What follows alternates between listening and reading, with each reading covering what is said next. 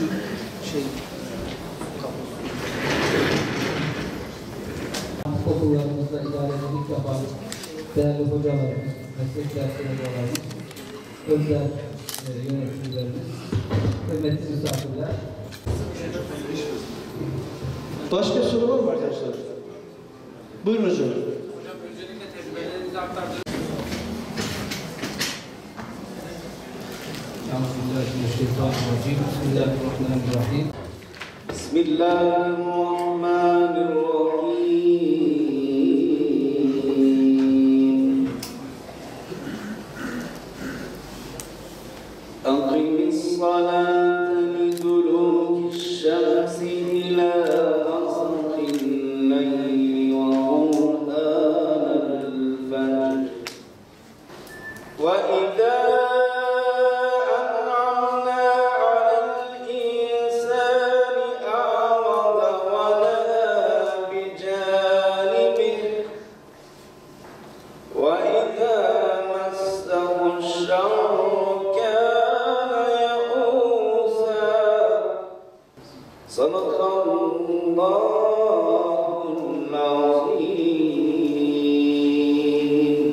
Gerçekten içimizde cevherler yaşıyor. Bakın okullarınıza gidip pazartesi gün öğretmen arkadaşlar sevdalı bir öğretmen bulduğunuzda emin olun okullarımızdan çok fazla cevher olduğunu bunu göreceğiz. O çocukların sadece elini tutmamız gerekiyor. Çünkü bize saldıran insanlar sadece silahıyla saldırmıyor, kültürüyle saldırıyor, sinemasıyla saldırıyor, televizyonuyla saldırıyor. Bu alanları boş bıraktığımız zaman o zaman sadece maruz kalıyoruz. Savunma yapabiliyorsak yapıyoruz, yapamadığımız yerde teslim oluyoruz. Bir öğretmenimizin başkanlığında tamamen öğrencilerimizin götürdüğü sosyal yardımlaşma faaliyetimiz var. 13 tane ailenin kirasından elektrik suyuna kadar her şeyi karşılıyoruz. Ayrıca 2 tane kanser hastasının tedavisini de üstleniyorlar. Öğrenciler kendi arasında organize topluyorlar sağdan soldan. Gidip komşu okullara kermes yapıyorlar artık kendilerini aşarak. Oradan oluşturdukları kaynaklarla bu ailelere, bu hastalara bakıyorlar arkadaşlar. Bir slaytta bunların resimleri de vardı ama çok bunalmayasınız diye onu daha yürütmeyeceğiz. Yine kurs açmak, ders vermek, etüt yapmak, sınav yapmak bu öğrencilerin motivasyonu tam manası sağlamıyor. Bunları her gün takip eden, deneme sınavları sonucuna göre öğrencinin hangi dersten hangi konularda eksik kaldığını tespit etmek üzere mutlaka bir sorumluluğun olması gerekiyor. Bunu okul dışında dershane deneyimi olan bir görevli tarafından yürütüyorum ben. Aldık olduğu kadromuza. İmam Hatip liselerinde ben sanat ve spor faaliyetlerini çocuklar için önemsiyorum. Çocuklar kendilerini mutlaka ifade etmeleri gerektiğini inanıyorum. Geçen sene 13 dalda, bu sene 9 dalda tanıtım filminde de görmüştünüz parça parça. Burada slide var, isterseniz slide ile YouTube'daki faaliyetleri görebilirsiniz. Hafta içi sınıftan okul kitapları değerlendiriyorsunuz. Bunu hangi zaman yapıyorsunuz? Hocam öğrenciler üzerinde ders çıkardı.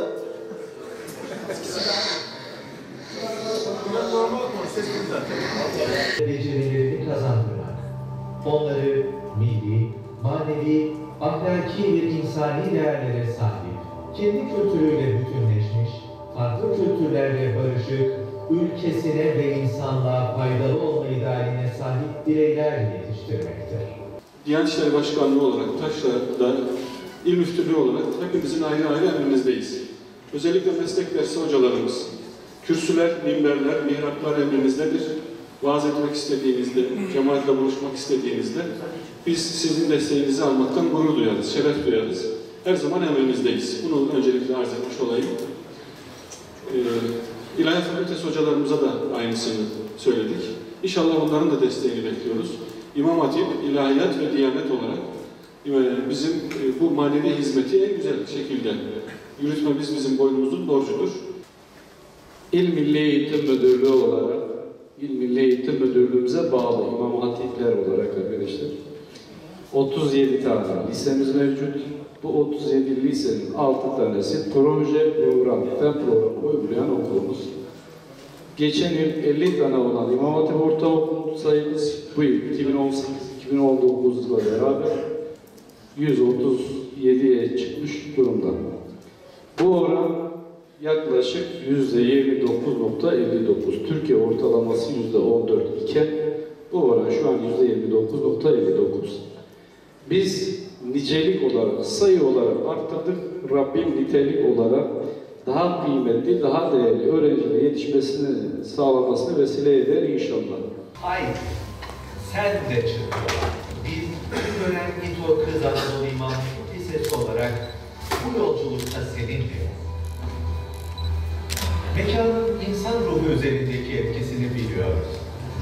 2 bloktan oluşan okulumuz, çağın gereksinimlerine uygun fiziki şartlara sahip 150 yatak kapasiteli yurdu, 40 dersliği, 450 kişilik konferans salonu ve fuaye alanı.